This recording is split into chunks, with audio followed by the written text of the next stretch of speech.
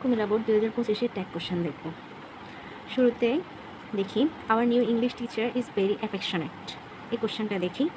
এই কোশ্চেনটাতে সাবজেক্ট হচ্ছে our new English teacher. Our new English টিচারের প্রোনাউন কী হবে? শি। কারণ পরের লাইনে দেখো, পরের লাইনে শি হ্যাজ জয়েন্ট রিসেন্টলি, তাহলে সেক্ষেত্রে প্রোনাউন হচ্ছে শি। তার মানে ইংলিশ টিচারটা হচ্ছে শিক্ষিকা, তাহলে ইংলিশ টিচারের প্রোনাউন বসবে শি, আর ইজের মতোই বসবে, শুধু নট যুক্ত হবে। তাহলে সেক্ষেত্রে এটা হবে ইজেন্ট শি। ইজেন্ট শি লিখে ফেললাম। আর অ্যাফেকশনেট অর্থ হচ্ছে স্নেহশীল।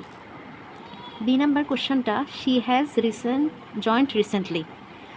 এখানে সাবজেক্ট শি এবং ভার্ব হচ্ছে হ্যাজ, তাহলে প্রোনাউন হিসেবে বসবে শি আর হ্যাজের পরিবর্তে বসবে হ্যাজ নট। অর্থাৎ সে রিসেন্টলি জয়েন করেছে, হ্যাজেন্ট শি, সে কি করেনি? সি নাম্বার কোশ্চেনে সাবজেক্ট হচ্ছে শি।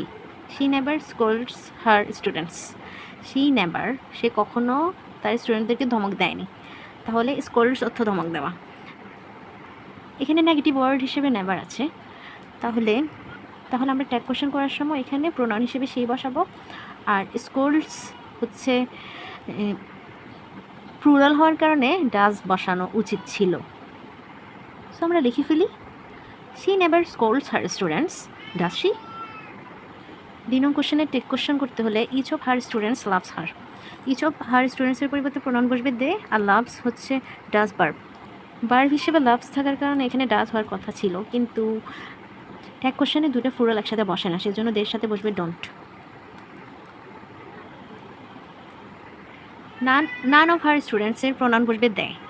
ডিসলাইকসে যেহেতু এস বাই এস যুক্ত আছে, সেক্ষেত্রে ডাজ হওয়ার কথা ছিল, কিন্তু দের সাথে তো ডাজ বসে না, সো ডু বসবে যেহেতু এখানে না আছে। তাহলে none of her students dislikes her, do they?